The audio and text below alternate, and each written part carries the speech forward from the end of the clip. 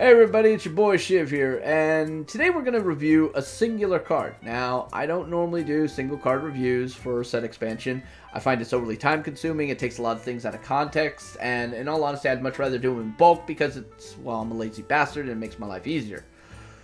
But Blizzard, in their infinite wisdom, released the legendary card Wide Eyes, which I think warrants an immediate fucking video.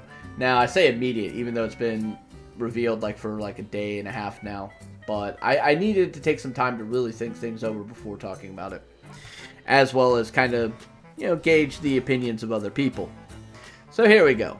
Wide Eyes, 5 mana, 5/5, taunt, death rattle. Shuffle the Storm Guardian into your deck. Now you notice that it's all the way over to the left because I want to have both these cards up at the same time. So what is a Storm Guardian? Oh, it's just a 5 mana 10/10 taunt. No big deal. No big deal. Alright. The fuck, Blizzard? You done fucked up. You done fucked up. Okay, I get it. You guys were upset that your, big badass 4-drop 7/7 fell out of favor with a lot of people, right? I get that you're not too happy about it, even though it does still show up in competitive play here and there. But I get you weren't overly happy that you put so much hard work and effort in making Shaman so OP, and then people kind of abandoned one of the big things that did that.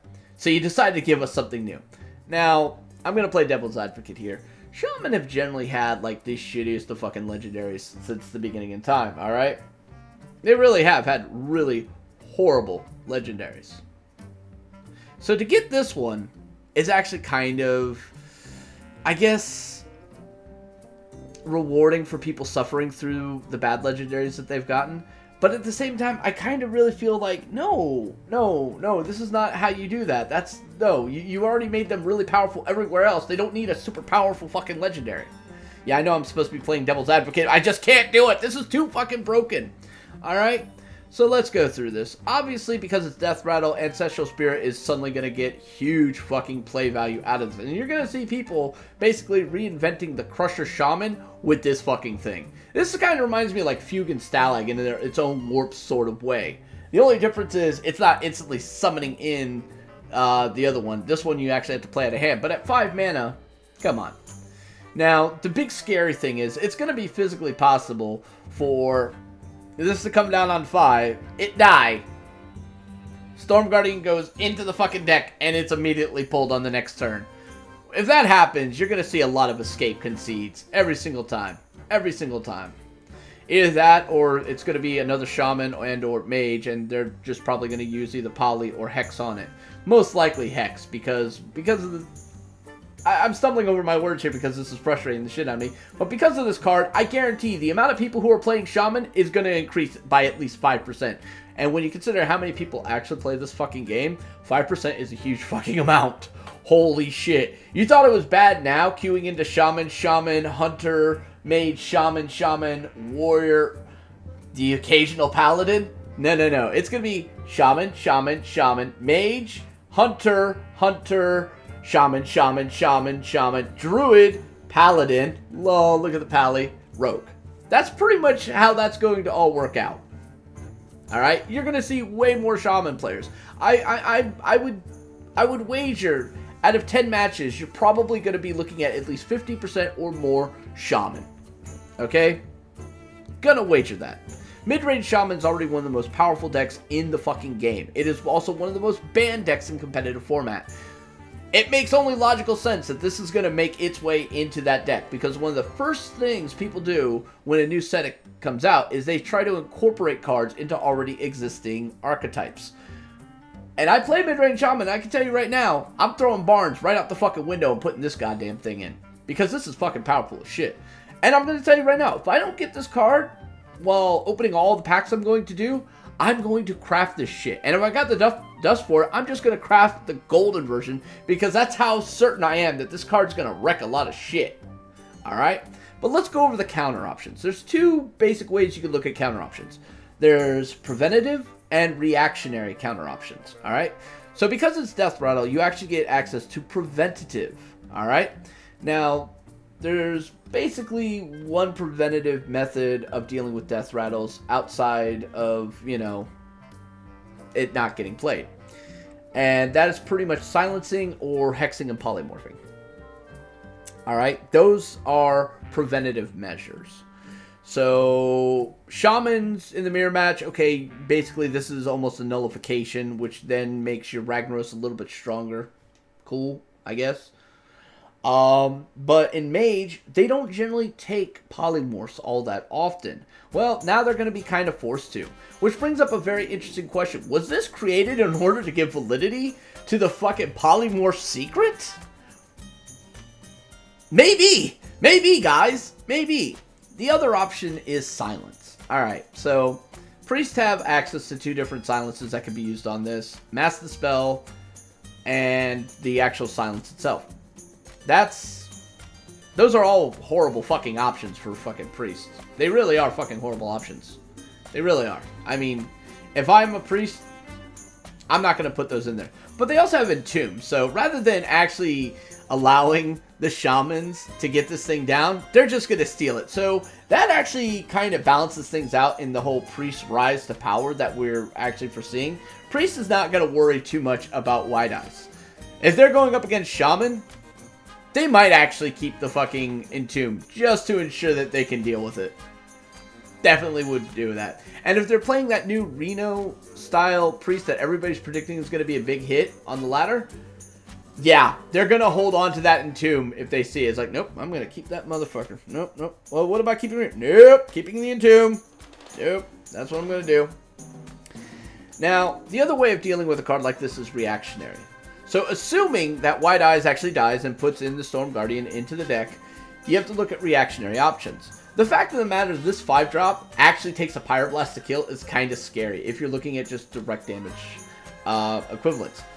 Now, Hearthstone isn't all about spells. You've got your minions too. Trading-wise into this minion is going to be a little bit difficult for a lot of classes. Abusive Sergeant is going to help, but it's not going to cut. It's not going to cut it all the way. Powerful Whelming definitely is going to be a helpful thing, and probably one of the only ways that Zoo is going to be able to deal with this shit. Because Zoo ain't going anywhere. Zoo is still going to exist. Contrary to the popular beliefs. It's still going to be around.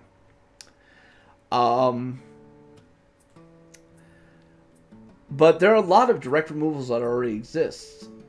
Alright, so even if you did not get the Hex or Polymorph on the White Eyes itself, you can still use it on Storm Guardian. Alright, there's a Paladin Secret that reduces this to 1. Equality reduces this to 1. Aldor Peacekeeper reduces the attack to 1. Keeper of Alderman turns this into a 3/3. Execute exists. Shield Slam exists. Brawl exists. Twisting Nether exists. I mean, there's so many things that exist that can easily handle this. So, a lot of the rage that people are having right now over this card may be unjustified. But the thing is, we said the same thing about Flame Wreath Faceless, and that thing was kind of a terror for the longest fucking time. Especially after they gutted Big Game Hunter. Like, Jesus Christ, we're fucked. Alright? So, is this game breaking? Kinda, to a degree it is.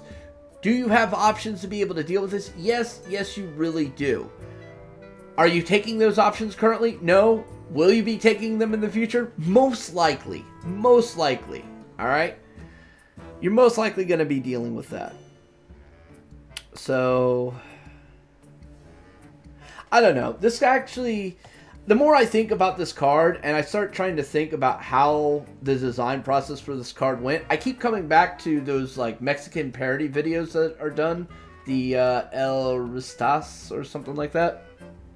And I keep thinking that's the exact way that went down. Like I could hear like the Spanish and then I could see the subtitles going on here of it. And oh man, it's funny to think about as a joke, but then you realize, wow, this might have actually been exactly how this was. It makes so much sense. Like, they complained about a 4-mana 7/7. So you know what we did? We put a 5-mana 5/5 taunt that summons a 5-mana 10/10 taunt. And then basically a guy starts laughing all over the place.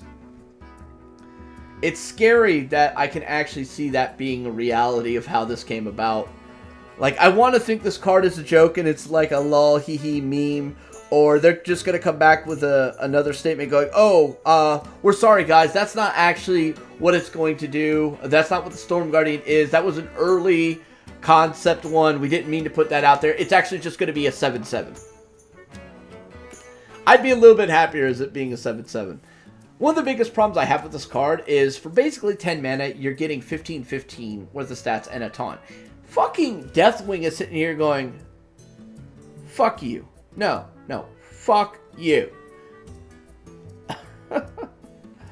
Though Deathwing is actually a counter to the 10/10 as well, so I mean, there's something to be said about that. But I mean, this survives fucking a rag shot. Jesus Christ. Oh man. God, this card's painful, guys. This card's really painful. Now, I went through a lot of forums reading, people's thoughts on this card, and there was like none of them that were positive other than by people who play Shaman a lot. And everybody who plays Shaman agrees, yeah, I'm putting this in my fucking deck. Holy shit, I'm putting this in my deck. There's no reason not to put this in my deck. And herein lies the problem. This is pretty much going to guarantee that Shaman's going to remain on the disabled list when it comes to competitive play. People are going to ban this every single step of the way. The only way that doesn't happen is if a specific new format known as the Strike format goes forward, then they're kind of forced to actually play this card. Or to play against Shamans because of the way Strike format works. So yeah. Kind of problematic there, guys. Just kind of problematic. But outside of that, if that format doesn't take off, then yeah, pretty much rip Shaman in competitive play. People are still going to bring it because it's going to be the most powerful deck, but it'll never see like the light of day. Everybody will ban it now. And the whole strategic design behind certain pick bans might actually change, because right now we're actually seeing people successfully target Shaman and defeat it.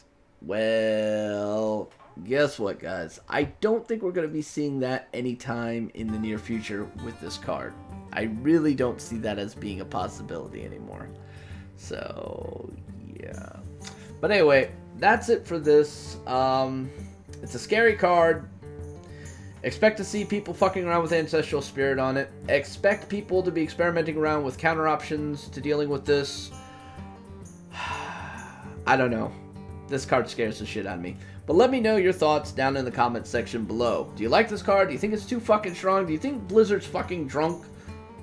I'm leaning with that one. They're drunk. But let me know. And as always, if you like this channel, please like, subscribe. Let me know that you care. It does help the channel as well as it helps me. Both, slightly monetarily when I get enough viewers. And, mentally, because it means that all my hard work is not being, wasted away. Till next time, this is Shiv saying stay safe, have fun, and my fucking god, Blizzard, you done fucked up. You goofed. Oh, wow. Jesus. Peace.